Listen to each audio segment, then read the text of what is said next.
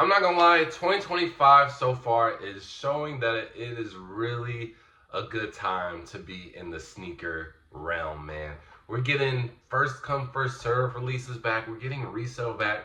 And sneaker retailers are starting to really involve the community, and I really love that. And I want to point out one retailer that's doing something crazy, which I don't think has been done ever. They're on some Mr. Beast type of, literally Mr. Beast type of thing, because he's done a video like this. And now this sneaker retailer out in Houston, the Better Generation, which is PJ's store, they're doing something really crazy for All-Star Weekend. So they looked up like this article, a well-known story back in the day where this guy basically sold his Corvette for a pair of Galaxy Foamposites.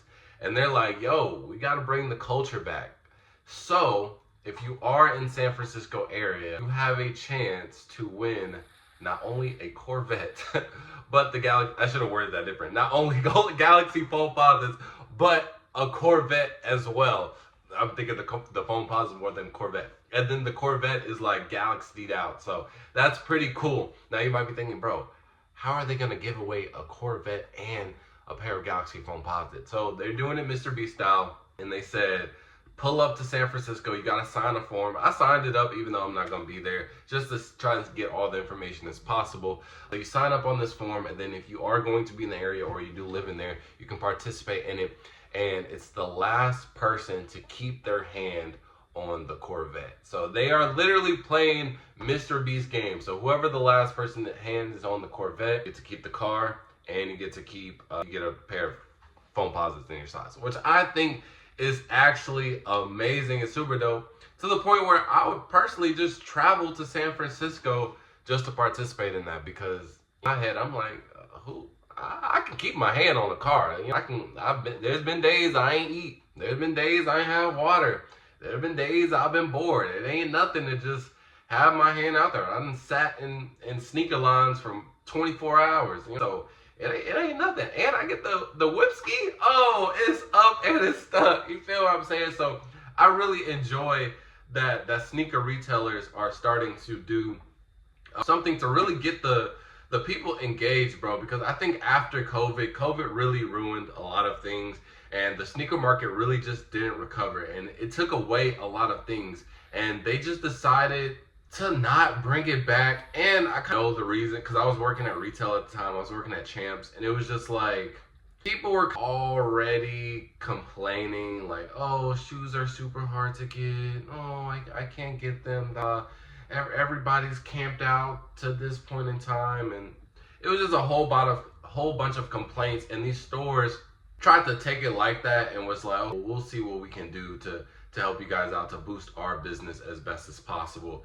And they had multiple opportunities to relift all of the COVID restrictions, and they just never did. They just really never brought first come first serve back, which ultimately I think made reselling and just the sneaker game in general worse, because the only people who were benefiting from this raffle only, or you know what I mean, this real exclusive type of way of getting shoes, was the resellers or the people who were plugged in. At least in first come first serve releases, hey, if you want that shoe bad enough, you'll pull up, and there's nothing anybody else can do anything. Even if they did backdoor majority of the pairs, if you're first in line, it doesn't matter.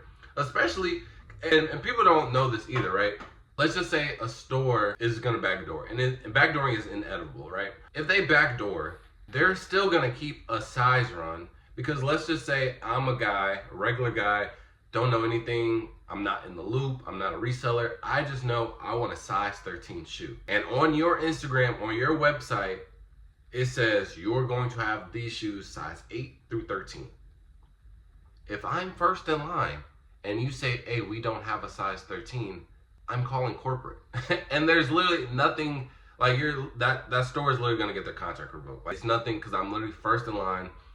There's no excuse why y'all don't have my size, unless it was given out to other people. Now, obviously, when you're in the back of the line, you'll fall for the little okie doke. But I'm just glad that we are back in the space where we can start reliving things. And I really do hope that a lot more retailers go down this route. And I was kind of expecting that for the 85 breads too, even though, again, I do like the first come, first serve.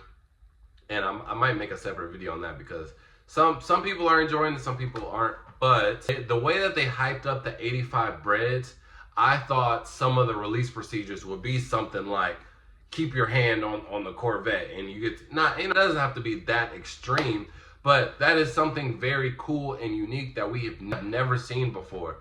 And now you're doing all these rollouts, this marketing, banning your little social media, taking it off 2K, making every sports influencer talk about it or show it, all for a first come first serve or in-store raffle.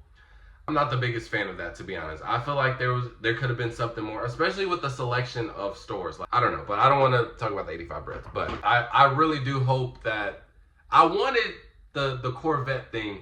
And again, Better Generation, they always do something like this. And I think they are one of the top retailers. And I think it is the reason why they are like that is because they have somebody that's like, DJ knows shoes, right? He knows the culture, obviously. He's probably more well known for his shoes than basketball.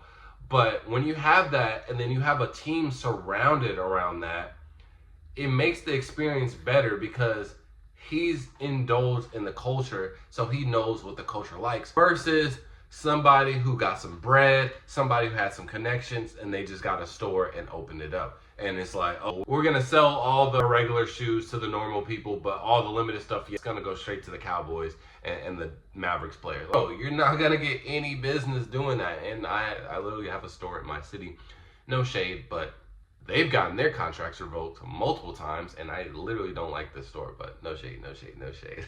No shade, man. But he enjoys the culture, he knows the culture, and so he provides. I know one time, I even drove to Houston, I made a video on it. I drove to Houston because they had a thing where it's like, you play basketball for the pair of Kobe's. I'm super down. It's a win situation. And it wasn't even like you got a 1v1 PJ, even though in the video we ended up playing just because I was talking to you, PJ. But you know, we played horse together, but the actual event we had to play basketball on like arcade hoops, which was fun. It was really well organized. Well, actually, it was a little slow at the beginning because they didn't have it started up till an hour later. But other than that, it was a really cool event. They had music playing. I think they had drinks there too. It was a really cool event, and it was like, you know, it's fair game to anybody. That makes it enjoyable. I will literally pop out anytime you say, oh, you got to do this to win the shoes. Oh, yeah. But even me as a reseller, every time, bro, I'm not trying to stand in line, especially now that I don't have to stand in line and I just call people and be like, yo, size 13 in the back.